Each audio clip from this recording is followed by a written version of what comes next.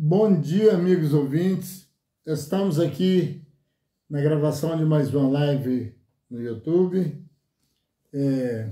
Desejando felicidade a todos que estão nos ouvindo em qualquer lugar que se encontre e pedindo a Deus a misericórdia de Deus sobre a sua casa, sobre a sua vida e sem querer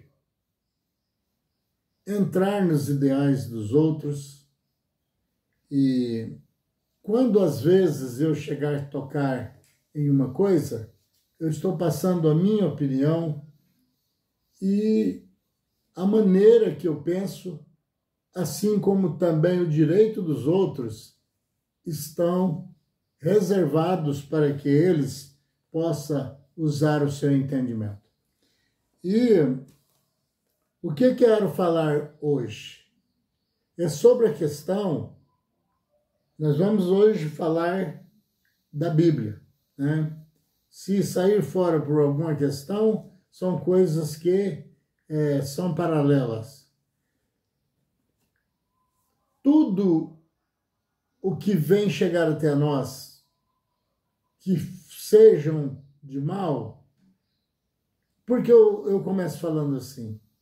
É porque tem pessoas que quando ele não está bem, ele ou chega alguma coisa até a ele que não é importante, assim como ele desejaria que fosse, usam-se culpar a Deus. Alguém até diz, Deus parece que está me amaldiçoando, não é? Outros conseguem se dar bem, está chegando sobre boas coisas, ele já usa termos mais agressivos ainda, ele diz nem precisar de Deus. Sempre precisamos de Deus. Um segundo na nossa vida sem ele é suficiente para que dá tudo errado na nossa frente. E aí, desde o passado, quando Deus, que vê tudo, estava vendo alguém tramando alguma coisa contra alguém, que esse alguém que estava sendo preparado pelo outro para cair em algum tropeço, Deus avisava. Olha, tenha cuidado porque tal pessoa, tais povos vai vos atacar, vai fazer isso, vai fazer aquilo. Porque Deus não deixa, está escrito na própria Bíblia, que os servos, o que é servo? São pessoas ligadas a alguém para o servir. Ficar do lado de Deus e não achar que não pode fazer nada ou não está fazendo nada, não quer dizer que essa pessoa não é um servo de Deus. Porque Jesus disse: o que não for contra nós, é por nós. E se essa pessoa passou para o lado de Deus, agora ele não é mais contra. Ele é um que está a favor.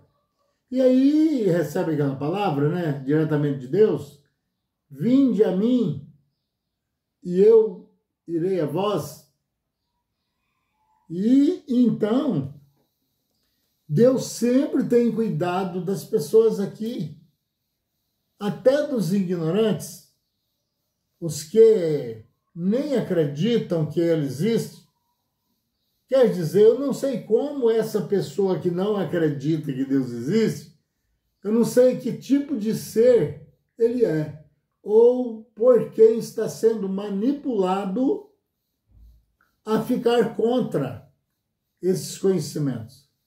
Porque Deus tem provas do que ele fez e do que pode fazer. Aí, se alguma pessoa que...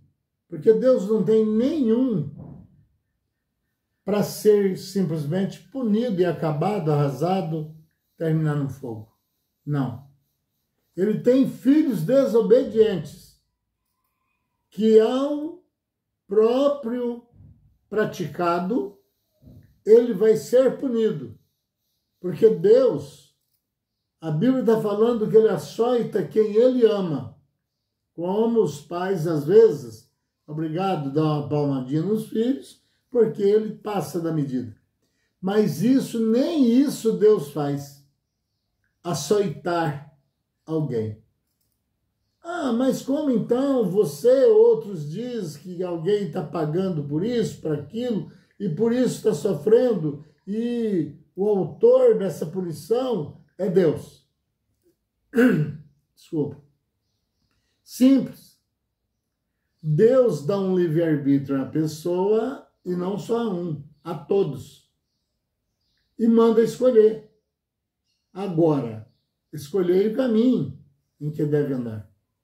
Aí, se esse elemento, tendo o seu livre-arbítrio, qual nem o próprio Deus entra nele, a não ser que essa pessoa está usando esse livre-arbítrio simplesmente para danificar algo de Deus na vida de outros.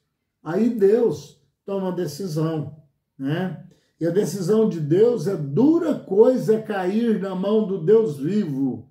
Ou seja, eu não sou bonzinho, eu sou justo.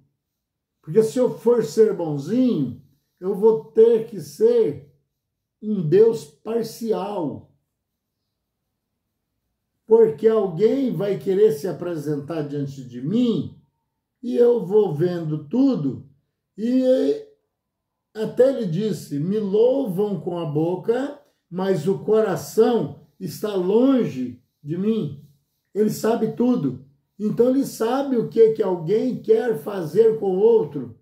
E ele vendo que o outro está lutando para se defender dos erros e termina mergulhando nele por falsos testemunhos, até mesmo da casa com que ele convive. E então acontece o que diz lá em Ezequiel.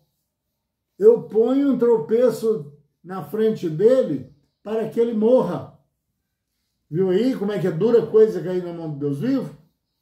Ele não deixa os seus servos, quer dizer, o que está do lado dele, ser atacados antes de tê-lo avisado 2 ou 3 vezes. Veja a paciência de Deus. O próprio João, ele disse que Deus não retarda as suas promessas, porque tem gente dizendo por aí, ó, desde que eu nasci, Jesus está voltando. Desde que eu nasci, vai terminar tudo. E passou meus pais, meus avós, passou todo mundo, e cadê? O que é isso? Ele acha que está demorando. Aí vem a Bíblia colocar no lugar. Deus não retarda as suas promessas, ainda que alguns, quer dizer, não são todos, o têm como tardia. Mas ele tem sido longânimo, esperando que todos venham ao arrependimento. Então, isso significa que não importa a qualidade da pessoa em si que está vivendo. Importa que o que ele está fazendo de mal está sendo computado e ele simplesmente, para poder ser um dos tais, que o projeto, a montagem para a salvação através de Cristo, ele simplesmente, para adequar essa situação, ele vai ter que passar por punições. Mas de que forma? É Deus que vai vir atacá-lo?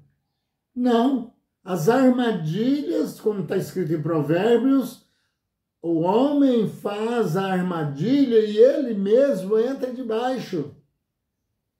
Se está acontecendo alguma coisa de ruim na nossa vida, o que temos que fazer? Quem manda nos nossos direitos de certa forma até no espiritual, e inteiramente no material. Somos nós. As leis daqui da terra nos punem quando nós erramos contra a lei da terra. Então alguém vai para a cadeia, outro fica mais maneiro para ele e assim. Mas consta que ele está passando por disciplina para aprender. As leis de Deus, as leis da terra são semelhantes às leis dos céus. Semelhantes, não são iguais. Que aqui as leis às vezes são corruptas, ainda erram, punem inocentes e deixa o que precisava ser punido numa boa. Não estou falando nada da lei. Eu estou dizendo que não tem ninguém 100%. Porque se existir um executor de leis desse país que esteja santo, fazendo tudo certinho, ele não estava aqui.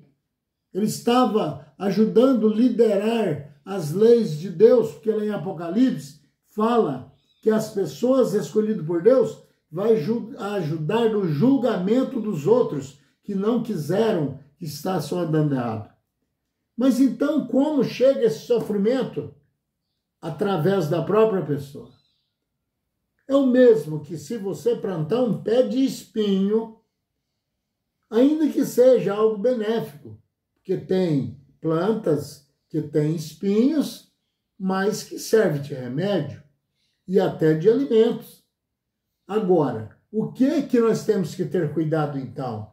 Se plantar uma planta dessa, nós já vai plantar sabendo os seus resultados. Para que serve? Porque espinhos que não produzem vantagens, seria burrice nós plantarmos. Mas se já plantamos, porque vai obter dessa planta, mesmo espinhosa, os seus resultados, então que tenhamos cuidado na hora de colher dela as suas folhas, porque podemos ser furados. Então é nós que temos que ter cuidado conosco. E então, como o sofrimento chega na pessoa? Ele, sem análise, vai armando só para o lado do mal. Aí a conta dele vai, no mundo espiritual, sendo anotado pelos os anjos e arcanjos, trabalhadores de Deus e outros anjos, que tem vários na hierarquia, serafins, querubins. Então, cada um tem a sua posição para formarem uma assembleia diante ali do Senhor nosso Deus e ouvir. Eles não vão dar ordem a Deus. Olha, meu Deus, eu acho que assim daria mais certo. Esse eu acho aí, no plano espiritual, não existe. Existe o sim ou não. E aí, então, eles vão ali para ouvir do próprio Deus o que eles terão que fazer nesse dia. E eles, na hierarquia que possuem, acima, já decreta aos outros que estão abaixo, prestando serviço acerca daquilo que eles receberam ordens.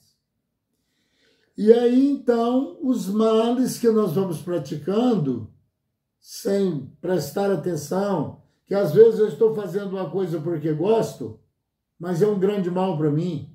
Mas quem está me vendo, que não tinha nem interesse em fazer aquilo, às vezes passa a fazer por causa dos meus exemplos.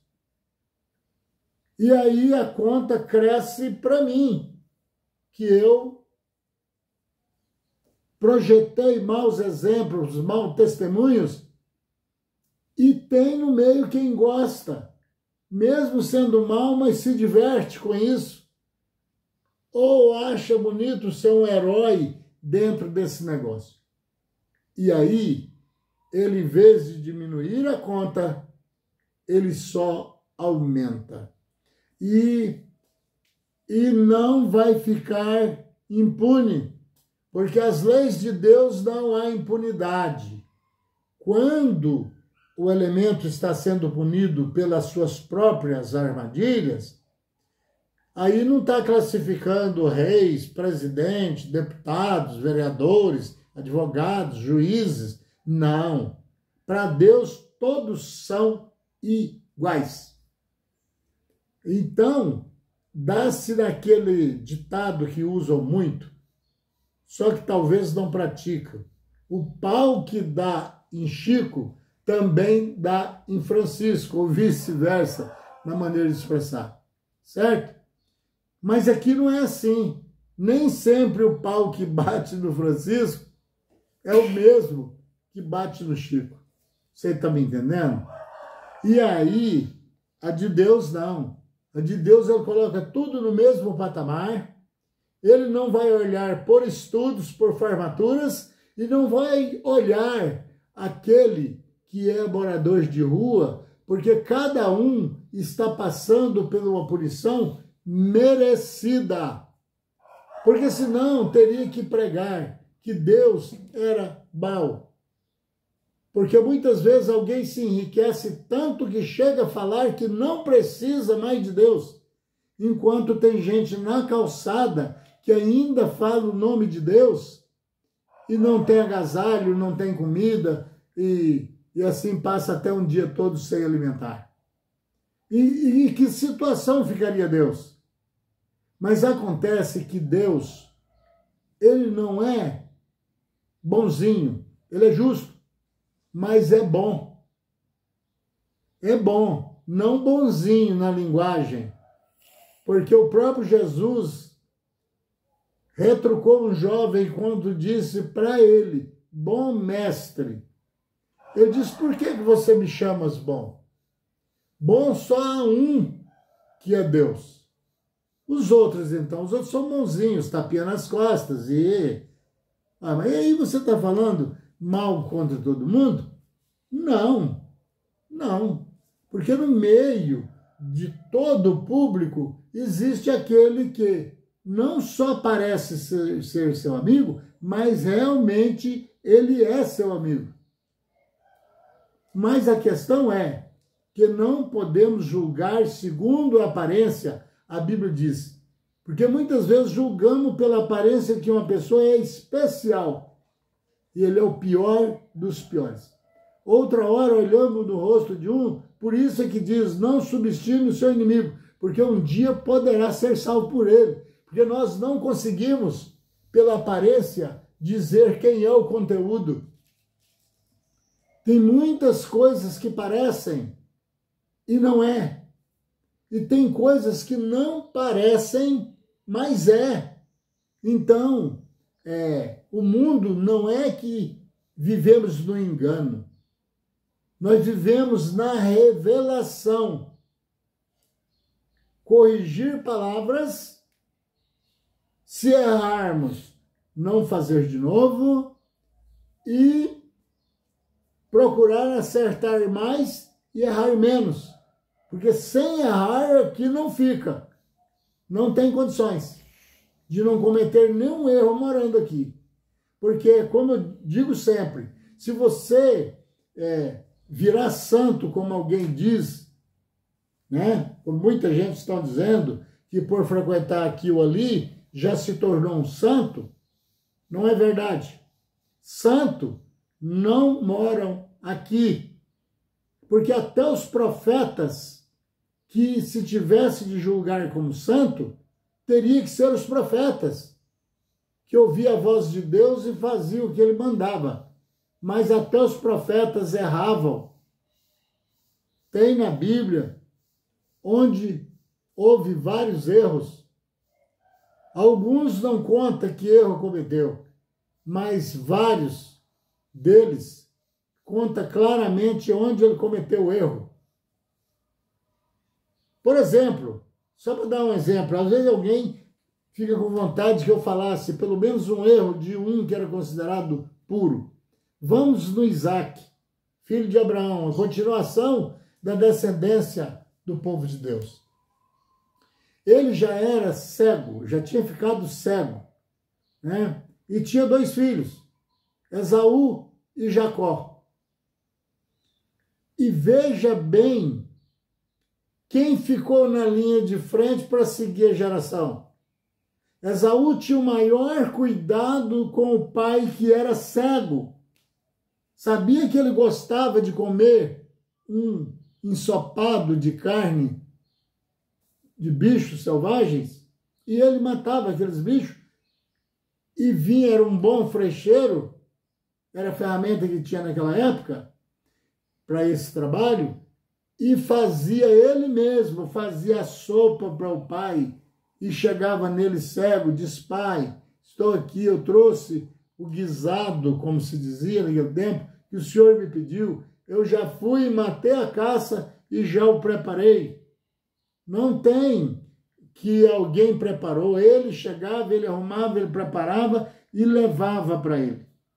Agora vamos, essa é a ação de Esaú, que ficou fora desse campeonato aí de ser um mocinho, né? Nesse sentido. Jacó, dentro do ventre da mãe, ele já tentava danificar a vida de Esaú. Tanto é que a Bíblia diz que, quando foi para nascer, ele saiu de pendurado, ele veio agarrado no pé de Esaú. Veja, desde o ventre, por isso que a Bíblia fala que desde o ventre da mãe o homem já é mau. Desde a sua meninice também, né? E tem local que fala desde o ventre da mãe. Vamos, Jacó. Aí, veja bem, Rebeca foi escolhida para Isaac porque era preciosa na questão de santidade. Foi mandado, tipo uma profecia, para buscar, porque ela era adequada para ser esposa de um homem que seguiria a descendência. Trouxe ela, quer dizer, uma mulher considerável santa. Né? Do jeito que pregam, temos que fazer isso. Aí, então, veja bem o que fez essa mulher que era adequada para continuar santidade. Combinada com Jacó, que já era mau, certo? E não tinha muita fé também, não. A Bíblia que fala isso. E aí o que aconteceu? Quando ele falava uma coisa que projetava acreditarem que era fé, ele mesmo mostra na Bíblia duvidando do que ouviu. Aí então ajuntou com a sua mãe, aquela mulher, né? Acima de qualquer suspeita, para enganar um ceguinho. Você acha, vamos passar a mão na cabeça? Não vamos não, porque Deus não faz isso não. Ele ama quem ele quer amar e livra aquele que ele quer livrar, porque ele vai pela conta e pelo procedimento do elemento. E então, enganaram lá, juntaram e enganaram, matando cabritos e rapidamente, porque achar uma caça não era fácil. Então eles tinham, tanto a Rebeca como o Jacó, tinha certeza que Esaú não chegava primeiro. Mataram-se um cabrito, porque eles criavam, estava ali perto deles, e rapidamente fizeram ali o guisado, como diziam, e levou para ele, com tom de voz diferenciado, mas mesmo cego, Isaac ainda conheceu a voz. Falou assim, passando a mão, as mãos e os braços, porque Esaú era peludo, e Jacó não. Parece Esaú, mas a voz está me parecendo a de Jacó, enganando um cego. Isso é erro pequeno ou grande? A Bíblia precisa de ser revelada, como Jesus disse, ou não? Ou tem que ser só lida? Veja bem, que o que eu falo não é atacando religiões. O que eu falo é porque está escrito. Aí ele sai dali, porque quando o seu irmão descobriu, ele era, digamos, como diz por aí, do estupim curto, ele queria matar Jacó. E com razões, porque tinha um prêmio ali que o mais velho da casa que ganhava a bênção maior, abençoado pelo pai quando ia morrer. Então, quando ele viu que perdia aquela bênção, porque ele já viu que desde trás ele estava sendo forçado, porque ele estava num certo lugar com muita fome, Esaú, e pediu, e o outro foi cozinhar um guisado gostosíssimo na frente dele, e que ele não podia tocar ali, porque aquilo ali estava sendo de propriedade de Jacó. Jacó, aproveitando da fome do irmão, veja, disse, o Esaú falou para ele, me dá um pouquinho, um bocado, quer dizer, nem que seja uma colheradazinha disso aí, ele não pediu tudo. Ele disse, não, dou não. E ele foi tentando, mas eu estou com fome, tá? Ele foi tentando. Aí ele recebeu essa resposta. Só se você me vender a sua primogenitura. O direito que você tem de ser abençoado por ser um primogênito, passe para mim com juramentos. E aquela vez jurou, acabou. Tava ferrado.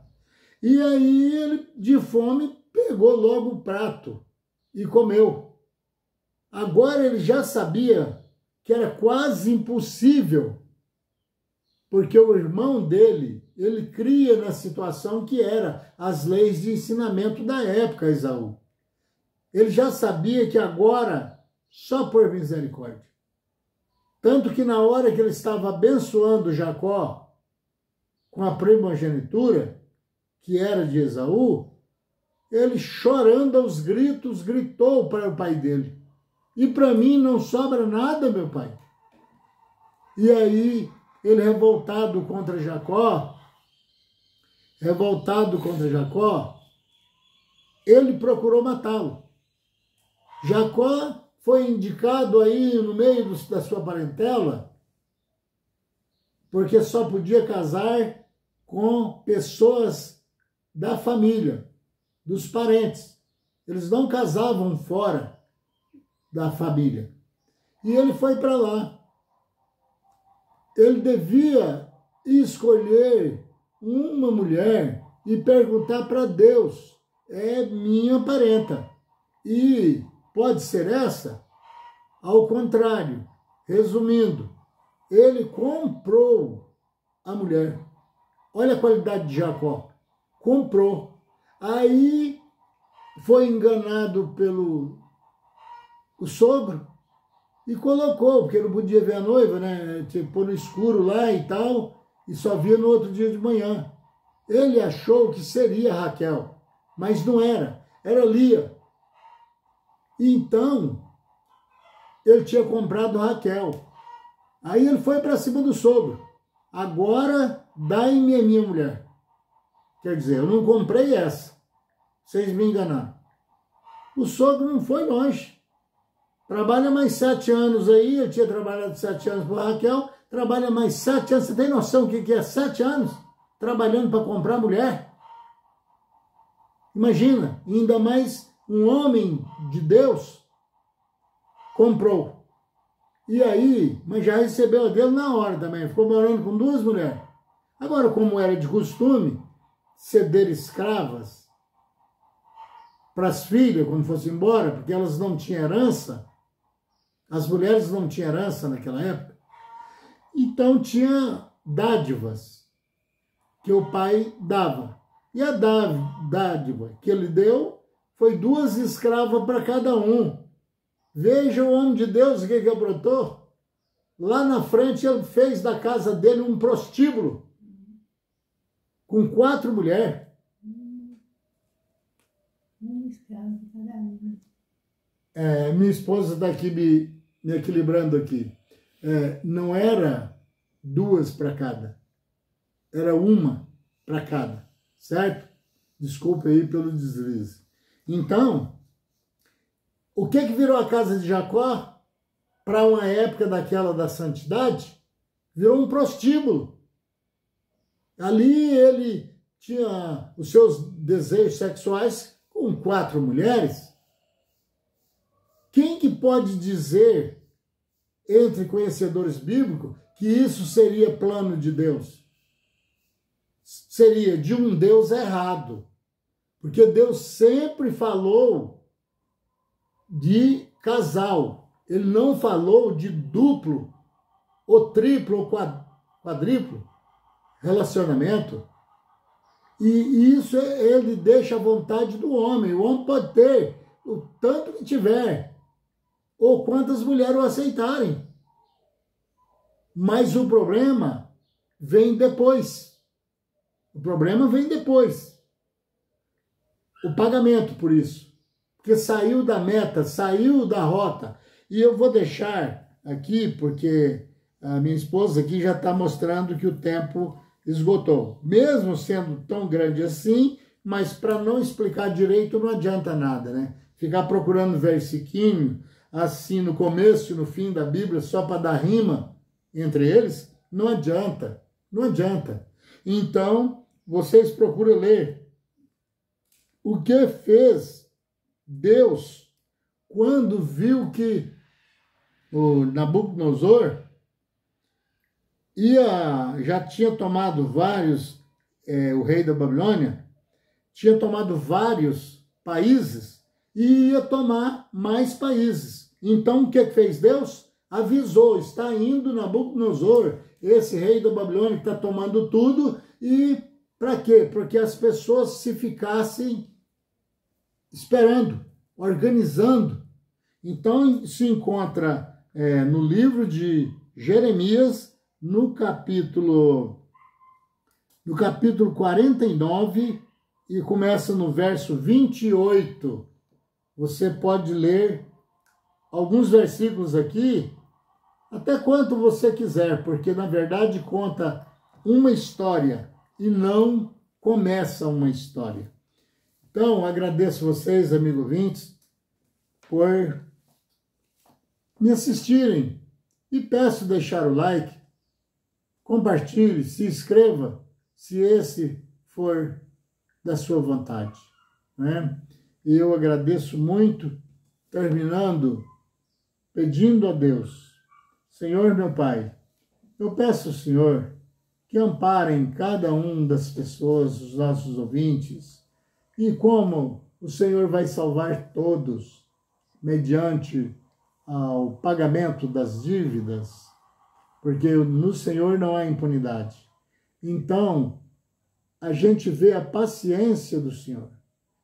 Pois eu passo o meu pedido, Senhor, que faço agora, é que o Senhor os revele, para que cada um saiba que não tem intermediário para chegar até o Senhor, se não for através de Cristo, através do nosso Senhor Jesus. E que somos alunos, e que aqui não tem professor acerca dos céus. Obrigado, Senhor. Agradecemos ao Senhor, acima de todas as coisas, com fé no Filho de Deus, a fé que vence o mundo.